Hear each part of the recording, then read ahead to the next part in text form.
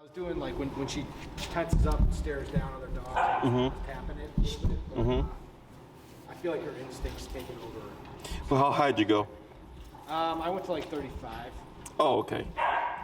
Yeah, we still got 90 levels. Yeah. Okay. Yeah. It's the first thing I always think about because, especially because she was doing well with the lower levels, is people can kind of get stuck because they're afraid of like ruining their dog or something. But you're not going to ruin your dog for one, because again, if she did something that another dog did not like, they would simply just bite her. So what we'll do today is we'll work on the second half of heel. We're going to make some adjustments to that level, and I'll see if I can bring out a dog as well to see if she does anything here. So at least give you something to work to, like give you an idea of how we'd approach that. Okay.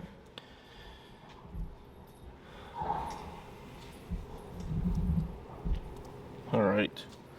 So we've not used the word heel, right? It's just been turning when she passes you. I started with it a little bit. Okay. So how have you been applying the word heel? When she gets ahead, I'll say heel and then I hit the thing, tap. Okay. What she's doing now, and I think it comes down to the prevention versus Intervention. yeah. I think like she hears it and her head goes back, and then she kind of knows, but she doesn't stay in that position all the time. Right. Like she'll still venture up further. And I have been kind of a softie, and like I don't want to tap it too much, but I know I should. Yes. Yeah. So I got to get better at that. So everybody has not everybody, but a lot of people have the issue of like, oh, like I'm hurting my dog, or is my dog gonna like not like me or anything like that, and then they keep themselves in this limbo, right, where they're like making progress but not making progress. Yeah. So here, yeah, definitely getting comfortable with the collar, and I understand it, you know, where people are coming from, but you're making it more difficult for her in terms of inconsistency. Yeah. Totally. Right. So I'm real generous with the remote collar. I tap for everything that I can because dogs thrive in black and white. So if I give that gray area, it works more against her and you, and you're just prolonging the process. Okay.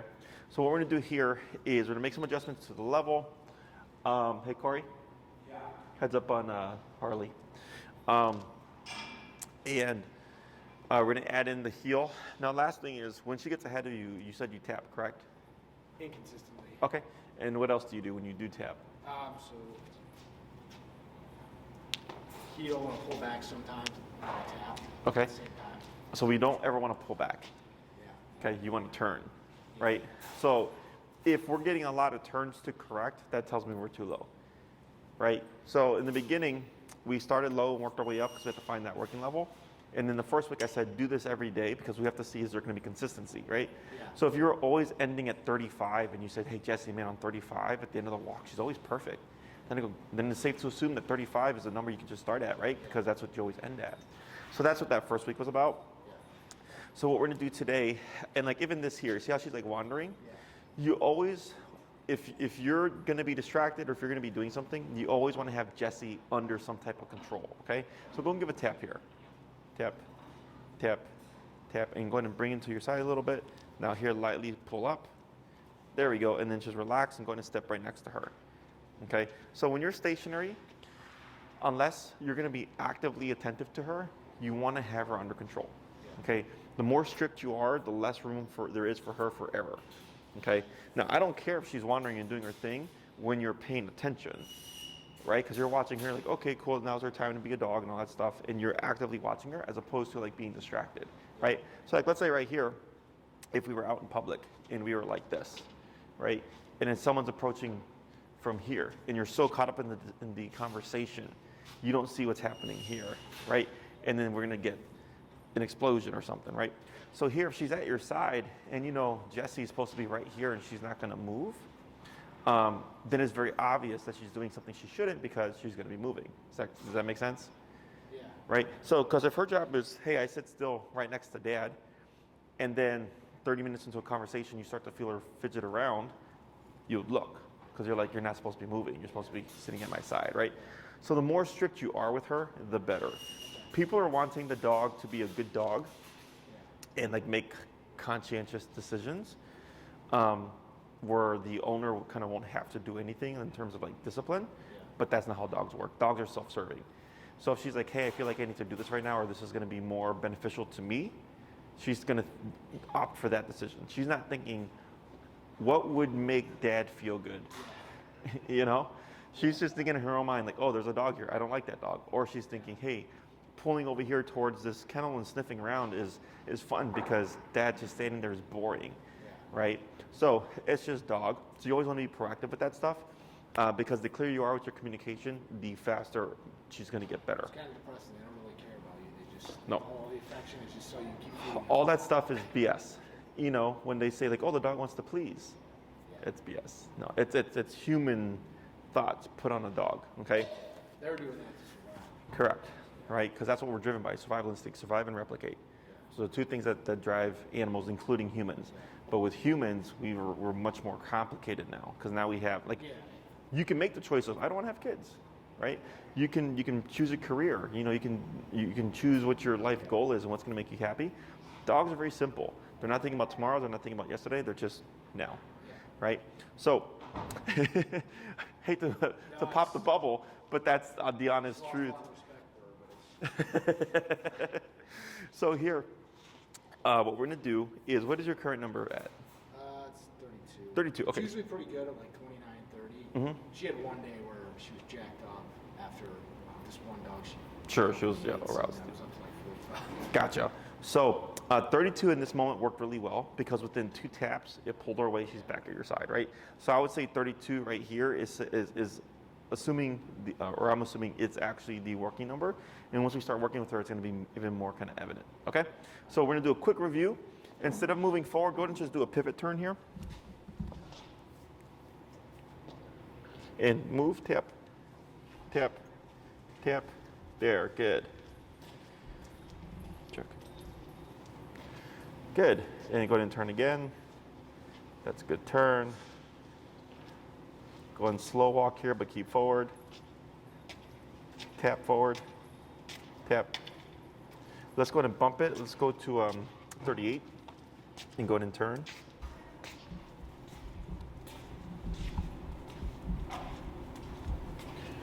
Okay. And I'm going to have you walk about 6 feet of where the play area is here, okay? So you're gonna go and then make a turn, and then turn back this way and walk about 6 feet away from the play area.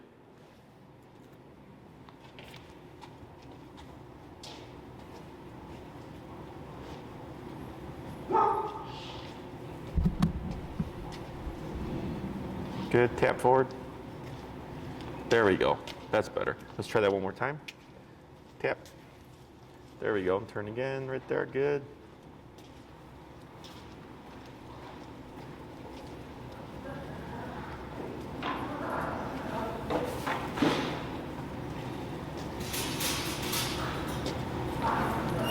There we go. And slow to a stop. Good, and tap. Lightly pull up. Tap. Tap. Tap. There you go, and then relax. Perfect, okay? So here, whenever you come to a stop, I don't know, did we discuss this last time with the auto sits? No. So outside, don't worry about it too much. In regards to the snow, right, when it's really cold, don't worry about her actually like sitting down in the cold. You know, dogs like her they're not built for this weather. My pit, if she were to try to sit, she'd be like, like that, you know? Yeah, so, but whenever you're like, if you're to be inside Home Depot or something with her, we do reinforce that sit because she can sit comfortably, okay? So here, when we bumped into the 38, when you're coming back this way and she was looking towards the dogs and you tapped, I could see her feeling the tap on the 32, and earlier was fine for that, but then when we came to here, she wasn't responding, okay? Then when you went to 38 and you tapped her, she right away ran to your side. And then when you came in that last time, she didn't even care about looking over at the dogs, okay? And that's what I wanted. I wanted her to not pay attention to them, but instead to lock on to your hip, okay? So now what we're gonna do is we're gonna add in that word of heel.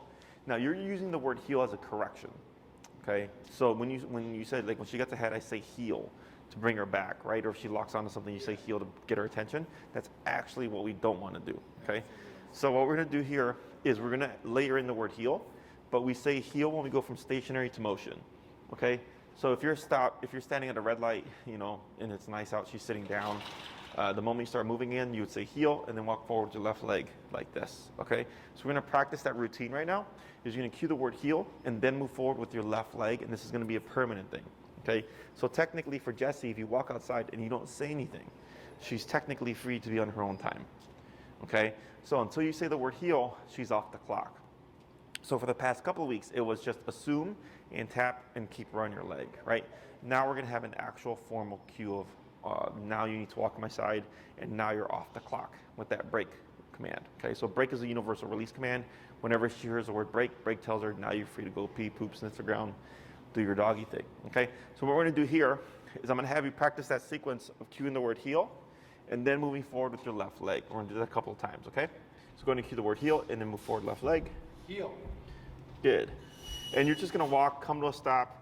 We're going to reinforce the auto sits because we're inside. Then up, tap, and then relax. Good. Go ahead and just pivot so you're next to her. Heel, left leg. Heel.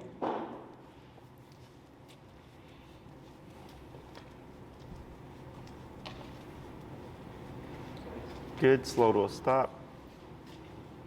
Good. Up, tap. Good. Relax. Good. Wait a moment. Heel, left leg.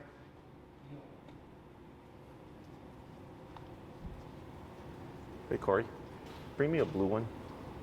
A blue one. Good. And slow to stop. Lightly pull up. Tap. Tap. Tap. Good. Wait a moment. Heel. Heel. Good. And do a couple more. Slow to stop. Good, lightly pull up. Tap, tap. Go ahead and turn. Tap forward. Move forward. Tap. Relax your left arm. Yeah, now pivot again. Good, slow to stop. Good. Now lightly up on your leash again. There you go, and then relax. Good. Okay, we're gonna try that a couple more times. Heel, left leg. Heel.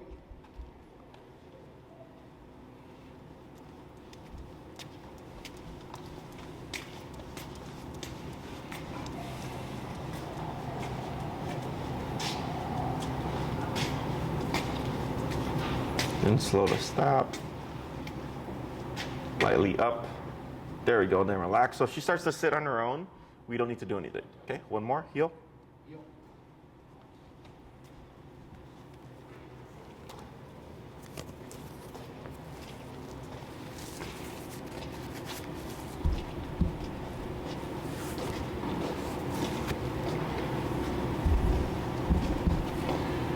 Good, and slow to stop.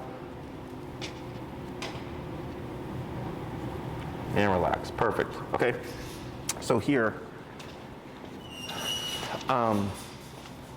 having that word of heel turns everything on, okay? So if you don't say anything again, she's technically off the clock, because typically people get used to the tap means heel, and then when we layer in the word, they'll get kind of confused. So if you don't say anything, she's free to, you walk out the door, whatever, do her doggy thing. The moment you cue the word heel, she has to go to your hip, okay? Now it's easiest, so like let's say she's having a potty break here, and you say heel, it's easiest like this because it's a straight shot to your left leg, okay? If she were to be on your right side here, what I would do is this. Yeah. So now she'd be on my left side. So some trainers teach heel as come to my side and then walk with me. I don't teach it that way. I just teach it as heel means walk with me, stay with me, sit when I stop, okay? So here, if she's on the right side, it's gonna be harder for her to come around and close that gap, okay? So questions about any of this stuff so far? Every time, like I go outside, I say heel. Correct, to start it. And then for the first few weeks, anytime you go from stationary to motion and she's in heel, you would repeat the cue, right? So let's say you walk out, she's done her business, you cue heel, you start walking, you stop after 15 minutes, she sits, you wait for the red light to turn green, heel, and then you move forward with the left leg again, okay? And that's a permanent thing. Now, once she associates the word of heel and what it means, you technically don't always have to say it. This is where the left leg comes in, is important, okay? So if you cue heel and you come to a stop at a stop sign or something, technically she's still under the command of heel until you release her or you give her a new command. So if you've said heel and you stop, she should auto sit. So if you were to move again with your left leg, she should actually just default into the heel. Okay, so unless you say something like break, sit, down, stay, or whatever, she's in that heel command until you say something. Okay, so but in the beginning, because we want her to tie in the association of heel means to walk at my side, we always say it from stationary to motion. Okay, so what we're going to cover now are the turns. There's two main turns that we have, and the rest are pretty simple. Okay, so one is the crossover turn. This is where you're going to be crossing over Jessie. Okay, so when we do this turn, if you're turning left, a lot of people try to lead it with their left leg like this. If you do that and she's on your hip, you're going to trip, you're going to kick her out the way. So what you want to do is actually lead it with your right leg like this. Okay, so if you're walking with Jessie, what do you want to do before we turn? Or what do you do before you stop and before you turn?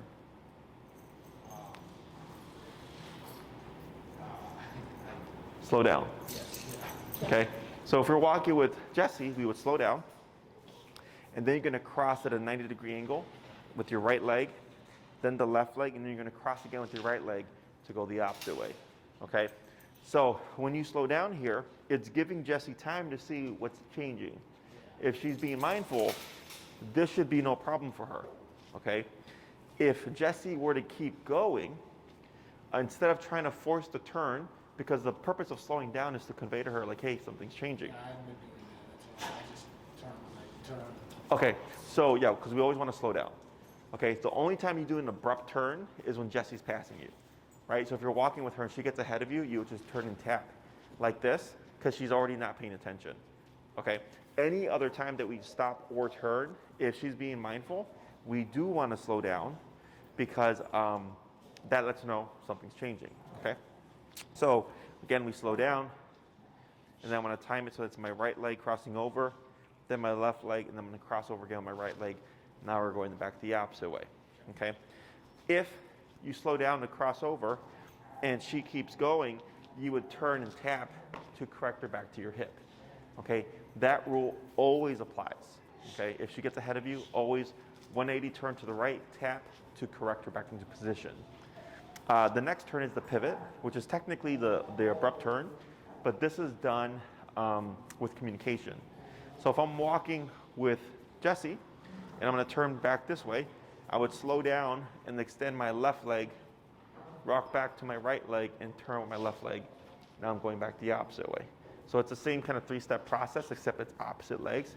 So you can do left, right, left, and then slow down, left, right, left, like that. Okay. The reason for these two turns is if you're going to end up making, like, let's say you need to go back the other way and there's people here, you can't do your crossover, right? So then you could do your pivot. Now you go back this way. If there's people behind you, well, now you can't pivot, but you got your crossover and you can still go back the opposite way, right? Now if you're doing just a soft left, you would simply cross with your right leg and move like this. Okay. And same thing for the right turn. If you're going to just make a soft right, you would just turn with your left leg and go back this way. Okay? But the two hardest turns are always the crossover and the pivot. So I'm going to coach you through it. Questions so far? Nope. Alrighty. So we're going to start the crossovers first, because that's typically the hardest for people. So go ahead and cue the word heel, left leg. And you want to hug to the right a little bit so it'll give you space.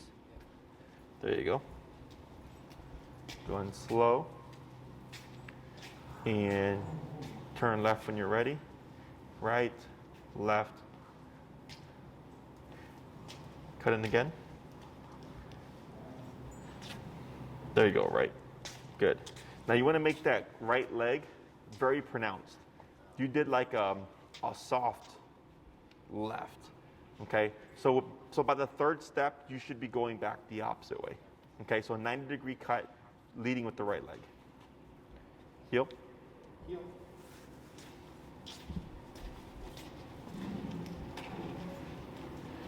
So there you go, right, left, cut in again. Better.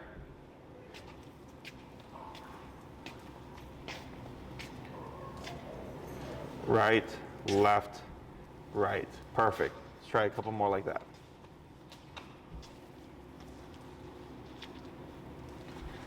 Left, right, yep. Yeah, I saw her kind of run into you there a little bit. Right, left, right. Good. Two more.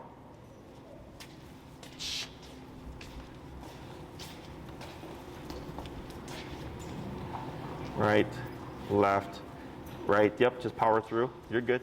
One more.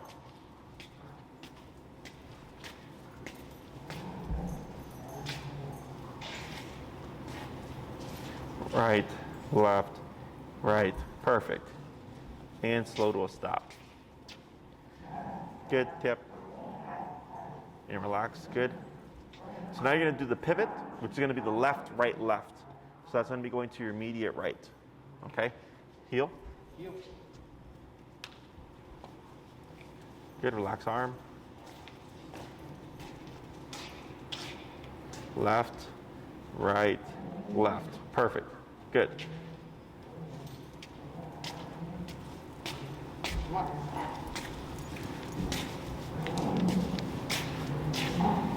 Left, right, left. Good.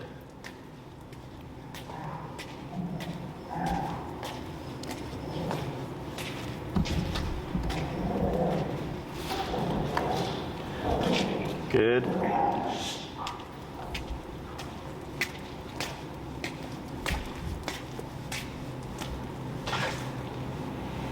All right. Left, perfect. Just a couple more.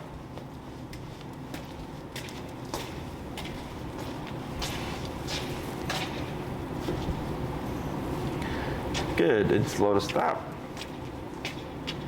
Good, lightly up. Perfect. All right.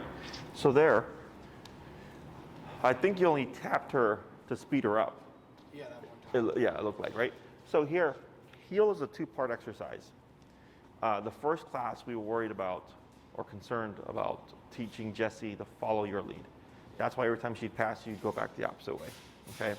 So you're telling her, don't go that way, we're going this way. Now I'm teaching you how to lead using her language, which is body language, okay? So e-collar is telling Jessie, be mindful. And your body language is telling her, this is what we're doing. Okay, this is why that slowdown is so important. Because if you're walking with Jessie and then you just went like this out of nowhere, you're gonna crash into each other, right? And like that one you said, oh, I didn't slow down, because you felt how she just kept moving towards you, because there wasn't enough time for her to pick up on what you were doing, right? It's the same thing as driving. If you just turn like this and don't put your blinker, probably gonna have a collision, right? So here, all these things are forever, okay? You always say the word heel to cue, now we're moving, now you need to pay attention to me. So her job is to pay attention. Your job, make sure she's paying attention, and two, make sure you're communicating clearly so she knows what you're doing, okay? So if I have, like my brother take her, he's, obviously he's not gone through 6 of these. Is it gonna screw up her Nope. psyche? Nope. Okay. So what she'll learn is that with your brother, she can get away with crap, Yeah. and with you, she can't, Yeah. okay? So like, even if you said heel, right, and was doing everything completely wrong, maybe she gets off a little bit, but as soon as she feels that, boom. I've had dogs that I trained for like rescues, and I returned them and I said, they're gonna, training's gonna go to shit, don't worry about it. Let me know when they're adopted. And they get adopted a year later, and then I show up with the new family. Yeah.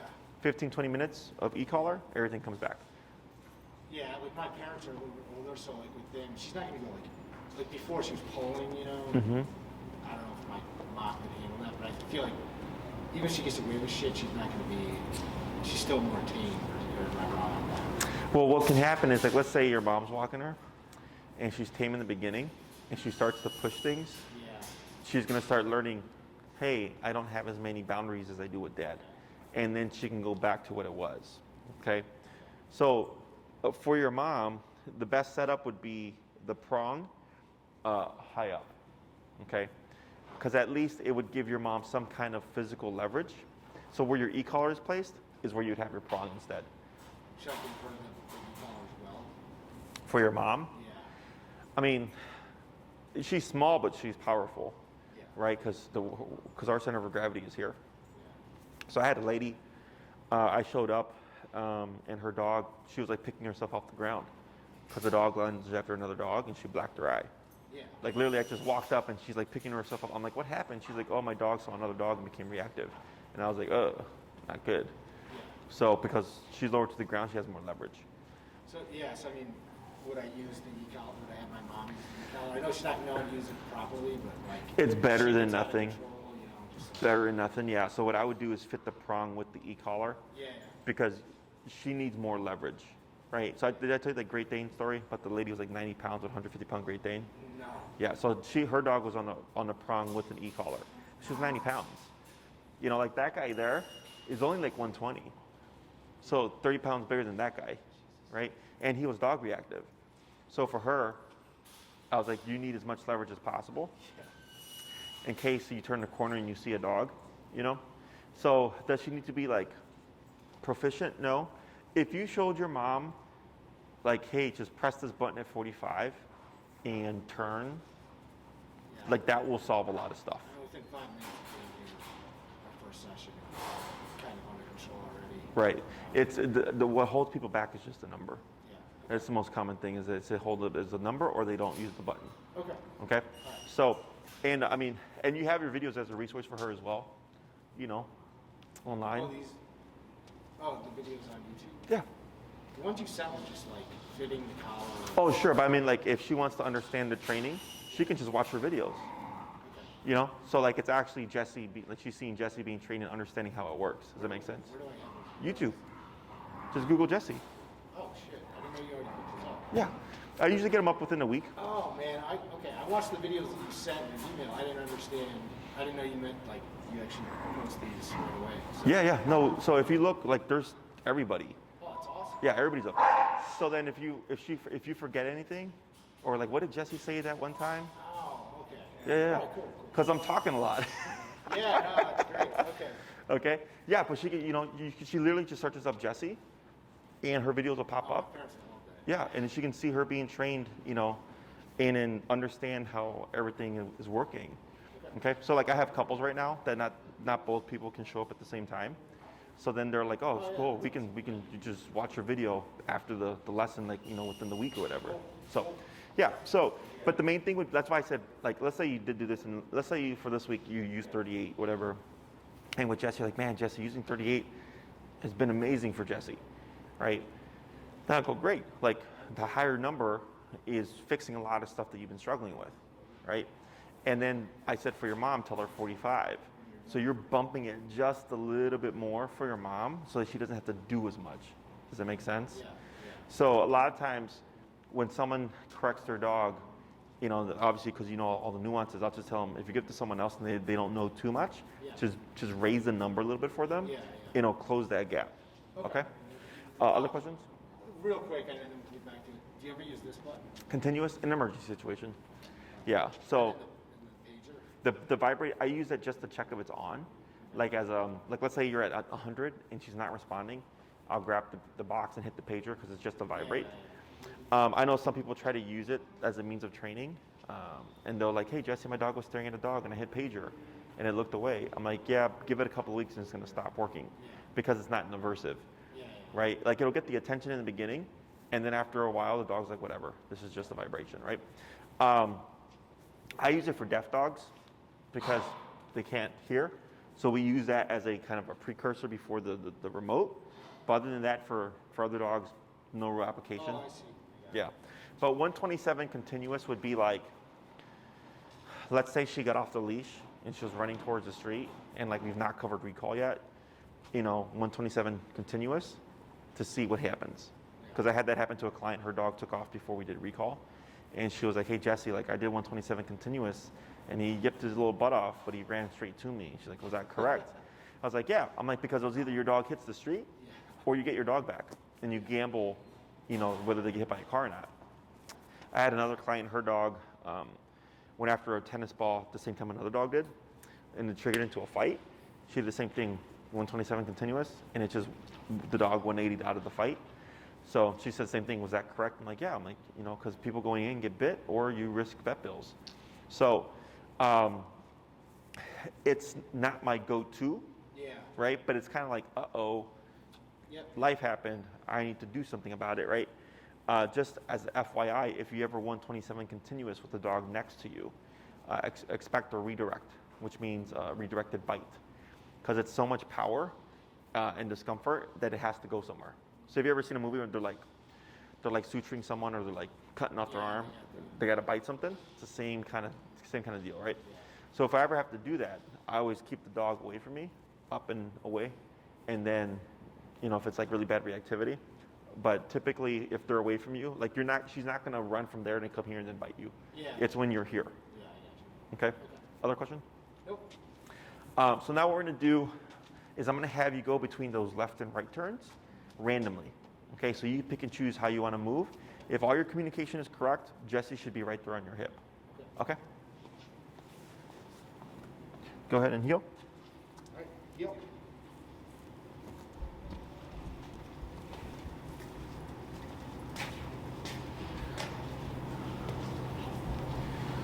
Good.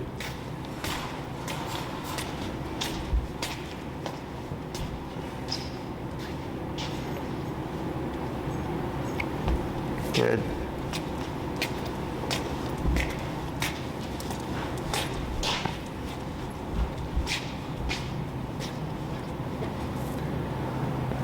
Left, good.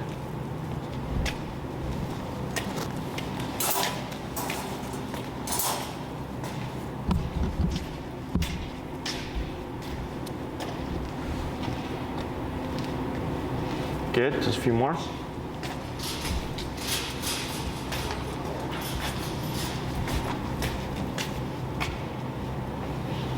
Good, pivot, yep.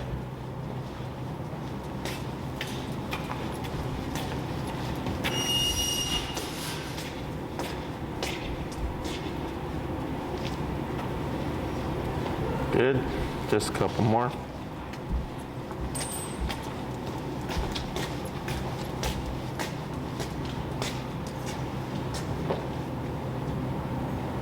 Tap. Good, forward, good.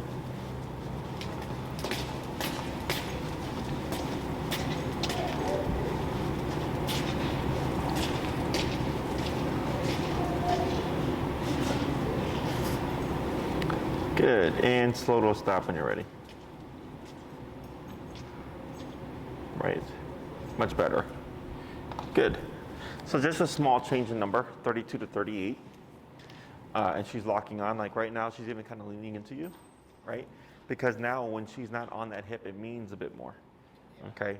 So whenever you're outside working with her, if it's not going as smoothly as this, you're just too low, okay? And you don't have to jack it up a ton, like I just went up 6 levels, and that's in here, of course.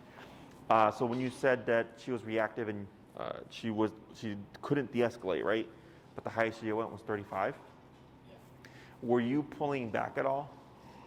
Yeah, so two incidents happened. It wasn't a big deal. And like the thing with her, I've said this before, it's like I don't know if she got to the dog. I don't know if she'd attack it.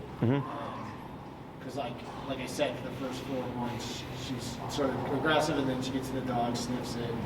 You know how it goes. Yeah. But once was, this one she actually might have done damage. We were coming out of the elevator. Little dog on the 4th floor. She did the like her tail went up. Oh sure.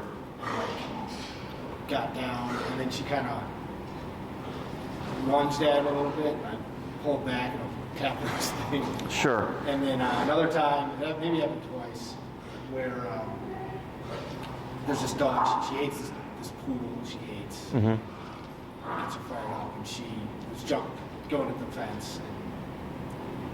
And so I was pulling and. Oh, it was behind the fence? Yeah, it's behind the fence, yeah. Okay.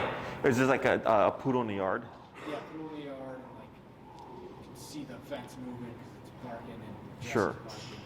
barking. Can you see, is it like a chain link fence or is it like a wooden? No, sorry, it's a wood fence. Gotcha. Oh, okay, Can't so the see. dog's behind there, but. Yeah, dog's behind, but also the dog like is in the window and sometimes it's outside, so Jesse looks for. Mm. And then sometimes they're in the window, they bark at each other, and then sometimes the dog's outside and you can't see it, but like it's pushing against the fence. Correct. Okay. So I would actually use that to my advantage Yeah. because you have controlled context, right? Yeah, exactly. You have something like, I'm going to pass by this house every walk, right? So what I would do there is, one, always assume that dog's out, right?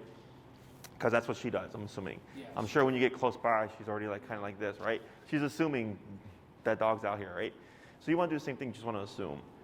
So what I would do is, one, I don't need Jessie to walk right next to the fence, okay? I just need her to walk past that house as calm as possible, okay? So let's say we're walking on the right. One thing I would do, and I'm going to give you two approaches because it depends on the dog.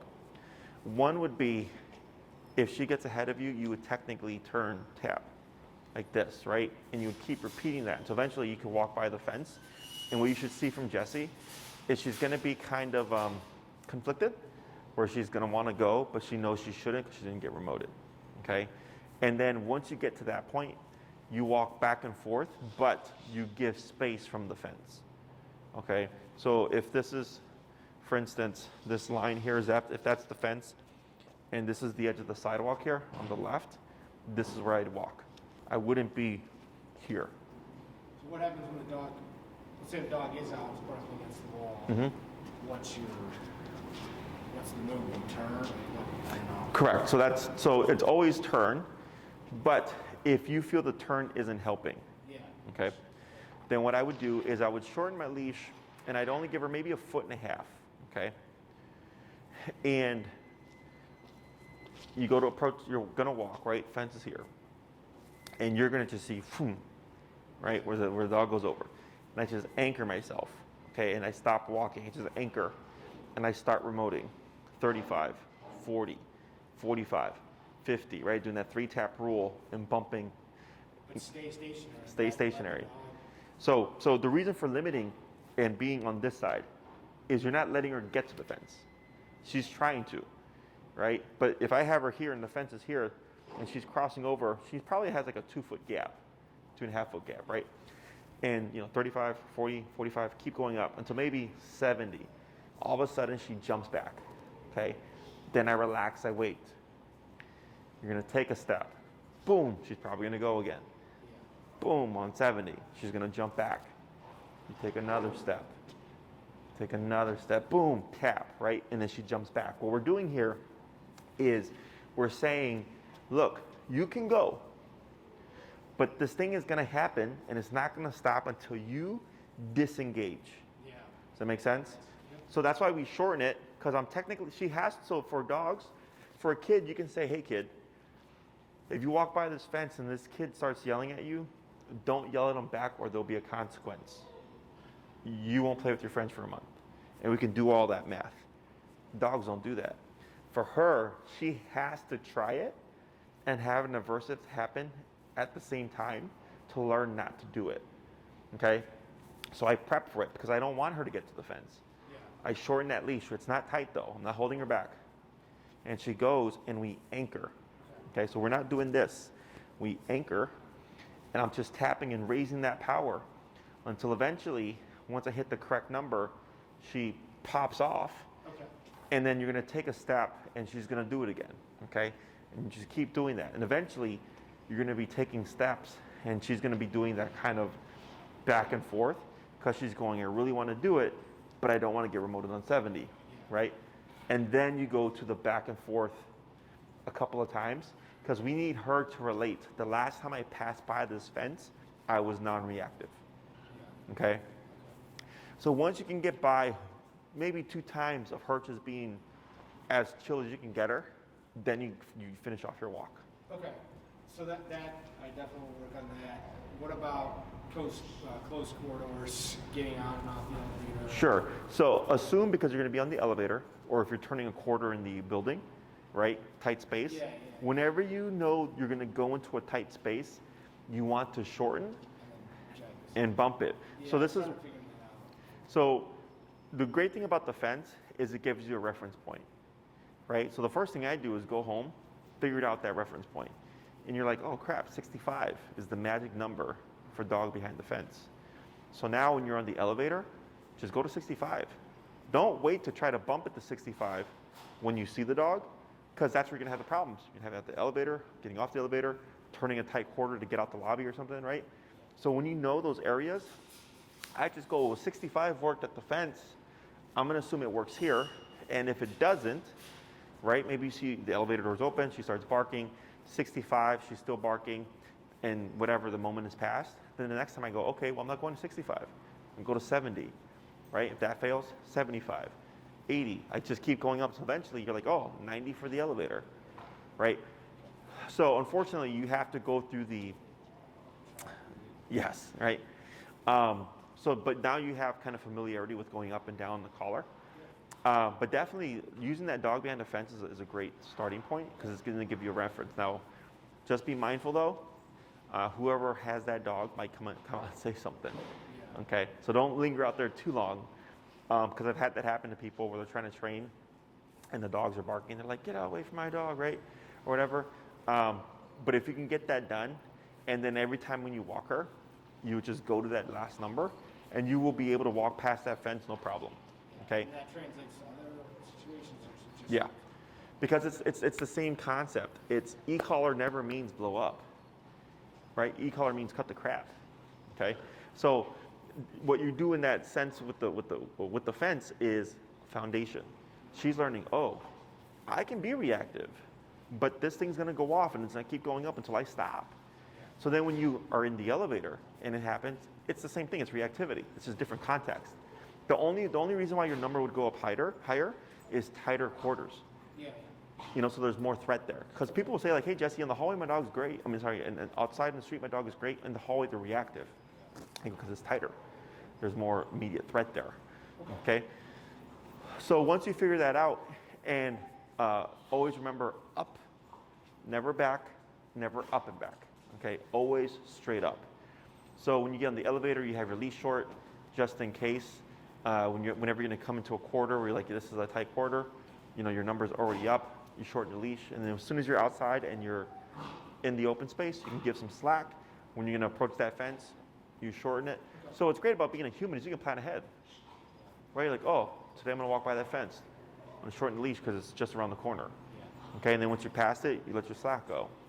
And then the next time you see a dog behind a fence, it's not going to immediately transfer. It's going to catch her off guard. But as soon as you kick in with that pressure, she should go, oh, this is just like that poodle or whatever behind the fence. That don't allow it. Okay? Questions about any of that stuff? No. So let me see here. Check my.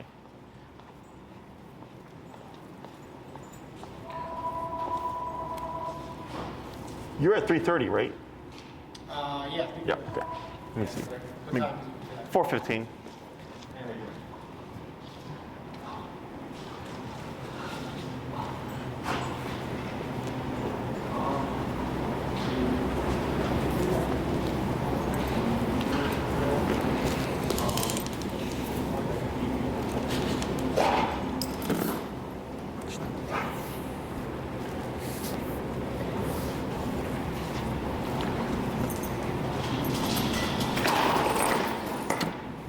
Do you have Cody's collar?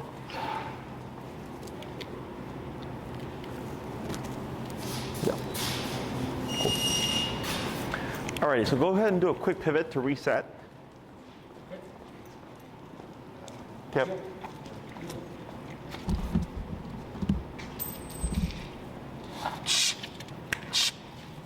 Somebody dropped something in there.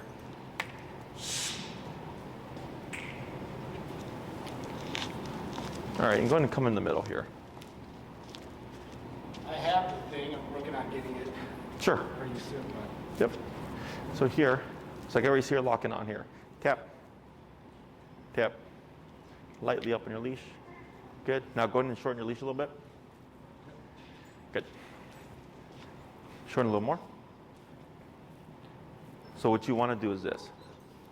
Sorry, buddy. Is to get the most out of your leash without cluttering your fingers is looping over that left thumb. And then with the leash part, you go over your pointer finger, over it, and you're going to clasp down like this. And then your thumb goes around the other side as well. Yeah, like that. Okay, so if you feed it through the other way, pull down where the so here, it's okay. And then here,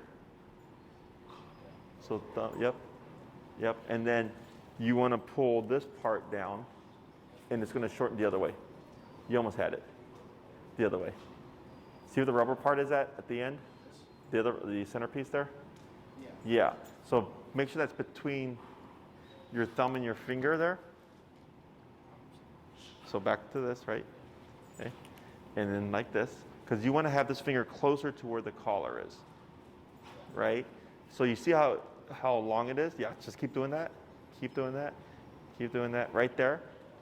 Now, drape that other part on the inside. You just had it a second ago. So that one, yep.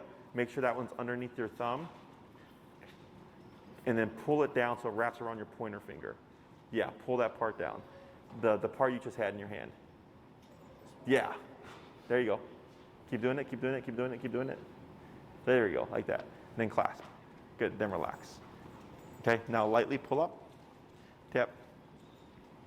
Good. So what we call this is the trainer lock. Okay, or at least I call it that. So this here, because yours has since you have that foam around your handle, it makes it a little bit more clunky. But here, when we do this, this gives us the immediate leverage, but the dog cannot pull this out of your hand. It acts as a locking system. Okay? So the reason why I said to do that was because the way you had it before, you had your hand wrapped several times. Okay? One, you can actually break fingers that way. If a dog pulls and catches you off guard, I had that happen to a friend of a friend who's a nurse, and she had wrapped her dog's leash around her fingers, and the dog lunged after her dog one day and just broke all her fingers. Okay. Also, it can slip out of your hand. Here with this locking system, really shouldn't be able to do anything. Okay. It's kind of weird in the beginning, but once you get used to it, it's like second nature for all of us. Okay. So here, whenever you're going to see, if you have a more controlled situation where it's on the street, whenever you step aside, you want to assume reactivity. Okay, just assume it. People want to assume they're like, what's the dog going to do? I hope they're a good dog. You just want to assume because it puts you steps ahead. Okay, is if Cody here, and Cody's actually one of our daycare dogs who's been training with us, and he struggled with reactivity. I'm at 35 now, so I told them the same thing where they would come to a stop, and you see how high I'm choking up here on the leash, right? Mm-hmm. And then, right, yep. So then when you relax your arm like this, it's still short, right? Because you want to think like this. If I give Cody, where, bud? Sit. Good. If I give Cody this much leash, right? Don't move there. That's technically how far he can go. All right? But if I shorten it and I'm here, even if he pulls my arm, he's limited, right? But also, if I do this and he starts to lunge, I'm up here before I get contact. If I'm here, boom, right in that space, right? So it makes it much easier for me to achieve or regain control when a dog becomes reactive, okay? So here, especially, so it's possible to like walk with Jessie, and have it short, but loose here, okay? So if I'm walking through that quarter or the elevator or whatever, and I'm like, oh, I expect this is gonna be the hardest part for Jessie in reactivity, is you can shorten the leash, okay? You just don't want it to be tight. You don't wanna walk with her like this,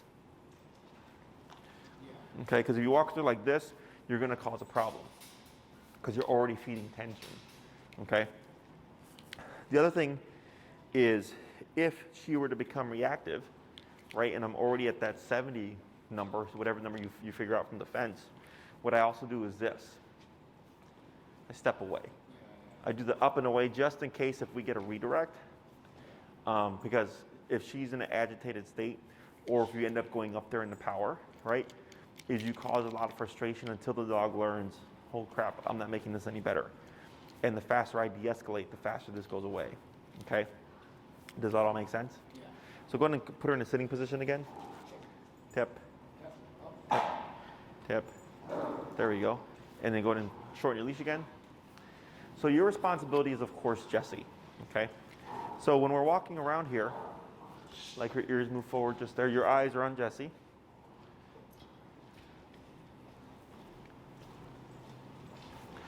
They're kind of a little bit forward, there we go, right?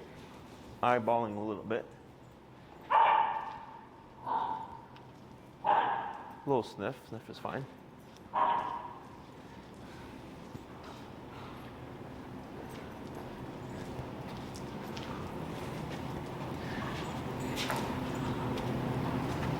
Okay. All right, so you see how the ears move forward? Yeah. All of that is, how you feeling? Good. You fine? Yeah. All that stuff is communication. Okay, so she doesn't have words. She has her body language. So with the jacket, I understand it's cold. The only thing that inhibits, of course, is seeing is whether or not her hackles are up. So you have to really read those ears and the eyes and stuff, the brow here. If you start to see furrowing, or like if her ears start to go forward, that's what I would call more of an alert state. Yeah. Okay? Oh, I can tell. Yeah. So when you see that, that's where you would kick in. We wouldn't wait for the explosion. So if I see, so she can see like a half block down. Mhm. She, her tail goes off, her body gets tense. Mhm. Do I tap there? Yes. Okay. Until she relaxes and her ears come back. She should go back to, like, so look at Jessie here. Give a tap. Right, wait a moment.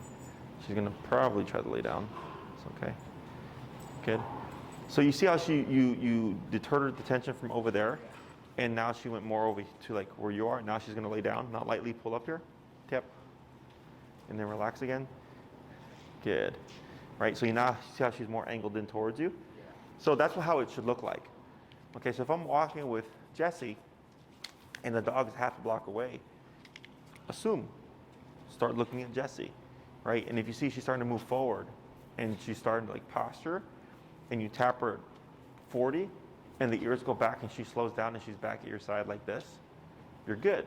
But then what you might see is you're going to see her go back but then immediately go forward, right? That means 40 didn't work. 45, 50, right? Or use your reference point for like, hey, yes. So, you know, again, if you do that fence exercise, that gives you a lot of information, okay? And it allows you to kind of take your time and not worry about what happens if they meet, right? Just assume. Go like, you know, it's probably not going to go well, so I'm going to make sure that nothing can happen, right?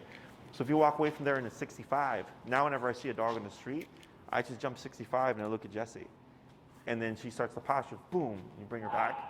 Now she's back in a passive state, and you might even see her angle like this because she does not want to look at the dog now, okay? So we can't, you know, it's not about making her like the dog. It's about teaching her to just not blow up, okay? Make it simple in the beginning. And then we advance things, right, the socialization stuff. But in order to get socialization, you have to have reactivity under wraps, right? Because if reactivity is still kind of hit or miss, and then then we try to go into socialization, that's where things get rough, okay? So for this week, what I would do, definitely use that fence dog to your advantage. Get some information from it. Start tightening things up in the building, right? Assuming wherever your trouble spots are, elevator, getting out the corridor, whatever it is, just have that number up to whatever you figure out from the fence. And then when you're walking with her, if you see someone on the street, instead of crossing over or whatever, use it to your advantage. Now, remember, the best approach, you know, if it's at a distance and they turn or whatever, you tap, that's fine, because you're not going to cross. But once you start to see that gap closing, you want to step aside, if you can. I know there's snow and stuff, right? Step aside and let them pass, but also be mindful of shortening that leash to limit her range of motion. That's going to be the hardest, okay? Because now that, you know, and then this is if you have space. If you feel like, hey, this doesn't look like a good idea, don't do it. And you might find like, hey, 70 didn't work here like it worked for the fence, because for her, more threatening. Then I go, next time I'm going to do 80 or whatever it is until I find that number. And then we should start seeing reactivity dip. Okay? Okay. Questions about any of that? No, I think that's perfect. I'll work on that. Tap now. She... You give that? There, see how she kind of turns away? Right? Yeah, she takes a step back. So that means something. Yeah. Okay, so we never want forward type behavior, we want back type behavior. So she took 2 little steps back, and that's her easing the tension. Okay? So be very generous with that. Yep. You know, use every opportunity, because that's what's going to give you the information, right? And then from there we can build on that. Okay. Okay? Any other questions? Nope. So I'm working on getting, like I was saying, Yeah, just keep conditioning. So, what do you think of the next 3? I mean, like I said, I think there's the resource regression, there's the recall, there's the socialization. I feel like, from my priority standpoint, the socialization, which the muzzle, I'm assuming, then probably recall. Move on to better. When you put have you tried putting it on her for any period of time? I've been I've been watching videos and slowly feeding her a cookie through it, having it on, and then I've snapped it a couple times. She's okay with it, and then she starts trying to pull it off. So I take it off. Is she aggressively trying to take it off, or she's just like? She's just kind of slowly, and then she gets a little more riled off. Okay. So what I do is I do Ziploc in the muzzle, and I just feed them their meals from the muzzle. I don't do treats. I use their food, because the treats, it's like candy to a kid, right? You have your nutrition, you have your food, and then you have candy. So think of treats as candy. Now, in some cases it works, and if it works, great. But if put it on and just feed her. you could do that, or you put a Ziploc in the muzzle, and you wrap them so it's not falling out. Okay. Then you put the food in the Ziploc and have her eat her meals from the muzzle. Correct. Yeah, but it's keeping her face in the muzzle. And if she doesn't eat from the muzzle, she turns away, then she doesn't eat. Okay, then I put the food away. And then the next time I bring it out, she doesn't eat, put the food away. And I keep doing that. So eventually, she's like, oh, I better like this muzzle, because every time I turn my face away from it, food disappears. Okay. So shoot me an email in a couple of days if you see any dogs and stuff, so we get an idea of what the reactivity and everything, and then we'll figure out what to do next. Because we could always work on the resource guarding. Okay. Okay, I mean, because it's just understanding how it works. That's probably the lowest priority for me. Okay. Because I have, not saying, I'm sure you'll teach me way better. I have gotten her to drop things finally. Either way, like I said, it's the recall is probably recall and socialization is mine. Okay. Well, up to you. I mean, we could jump into recall as soon as next class, but if you're trying to do socialization first, then muzzle. Okay. Yeah. Let me see how far I get this week. Sure. If I get her wearing it. Uh-huh. Then let's just do that. Okay. Yeah. Just let us know. If that makes sense. Yeah, I don't care. I mean, you pay for my time. I just show up. All right. So let me get this guy back on place, because I have a client coming right after you.